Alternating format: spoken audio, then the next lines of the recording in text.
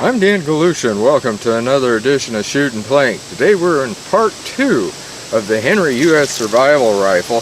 The first one, of course, we went over everything on it. And, I'm not too sure that I told you that this is an 8-round magazine, by the way. And that's what we're going to be doing today is the accuracy test, like I promised you in part 2. And right back here, we've got a target up there, and that's what we're going to shoot at, just to see what the accuracy of it is. And then maybe we'll do a little plinking with some AR-500 bottles that I got from Make It Ring. So anyway, I'm going to load this, and we're going to go back here, get my ear protection on. And by the way, we're firing Browning ammunition, the 22 LR. That's what this is, 22 LR. And so, well, let's go back here. I'm going to fire first at, well, back here where you are. I'm going to move it down back. Let's try about 10 yards, and then maybe we'll move back to 25. But I want to see what we get, because this is going to be the first time I've ever fired this. So we'll rack it around when we get back there, get my headphones on, and then we're going to do some shooting. And I got you zoomed in. We're actually back a little bit further than 10 yards. Got one racked in. Take the safety off, and we'll see what the first one will do. I'm not too sure on this. Okay, it looks like it hit a little bit to the right. Huh.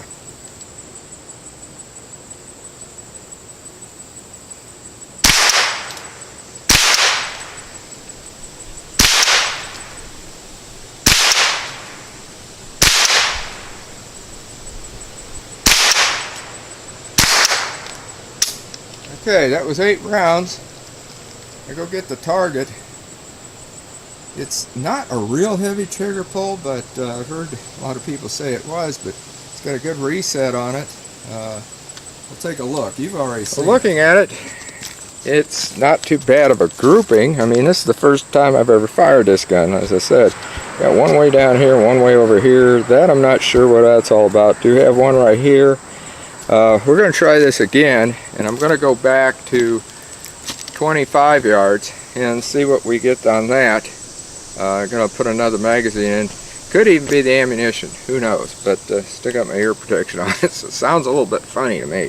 Anyway, I'm going to set this back up, and then we'll shoot at it again. Before I forget it, I wanted to show you how to eject this magazine. It has a little lever right here, right up here in the front. So what you can do is you make sure that you have your safety on right here, which is right there, and then you just push this forward and it drops right out, ready to go. So where's my next magazines? Well, like I showed you in part 1, they're inside of here. So I'm going to get one of those out, load that in, and then we're going to shoot some more Browning. So as again, we're going to move back here to 25 yards. I'm going to take you back there with me, although I am going to zoom me in. So let's get back there and start shooting.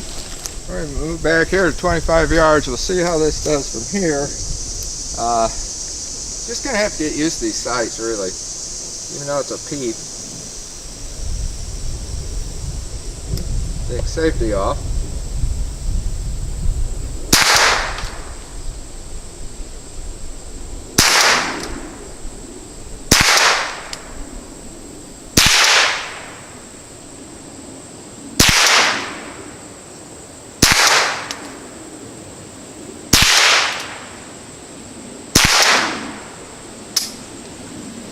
Okay, go take a look at that. You've already I don't know about you, but I'm not happy with this at all. Awful lot of it's down here. I did get one up here in the middle. I'm going to shoot again, but I'm switching my glasses. I did not put my regular shooting glasses on, and I was just seeing a blurry sight. So we're going to try that again from back there and see if I can put a better grouping up here and maybe see the sights better, or is it the gun, or maybe me, I don't know. I've never been off like that, and that Browning ammo is pretty good ammo. What the heck, we're going to load another magazine in. We're going to see what happens. Okay, we're back here. We're back here again at 25 yards, and I've got some different glasses on, and I'll tell you right now I can see the sights a lot better. They were kind of blurry before, so we'll see what we can do with this. Or maybe this, of course, can't adjust the sight, so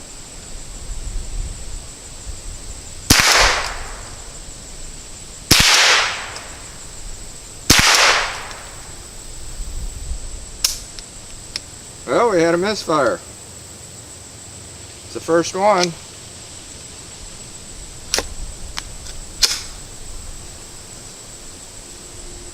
Yeah, that was the first one of those, but that could be the ammo.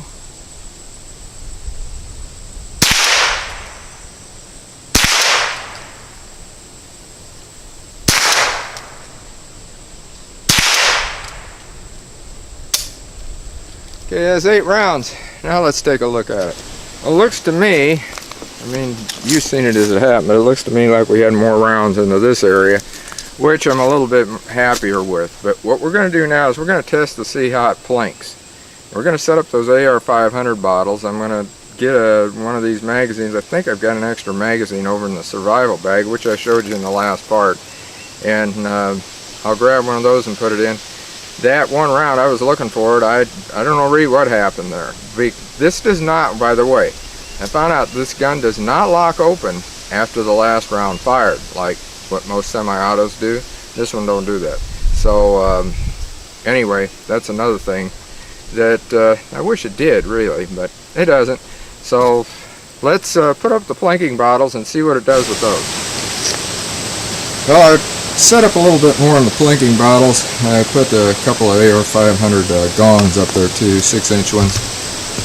So we'll see how that works.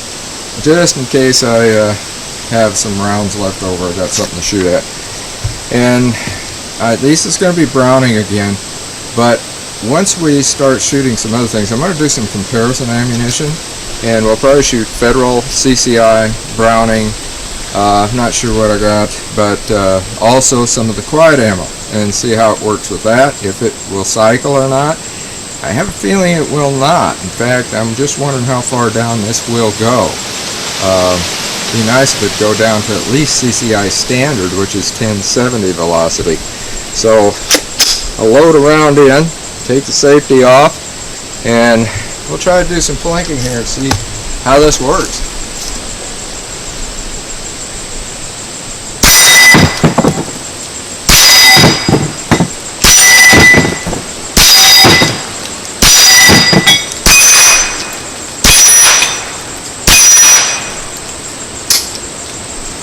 That's it. Well, seemed like it worked pretty good.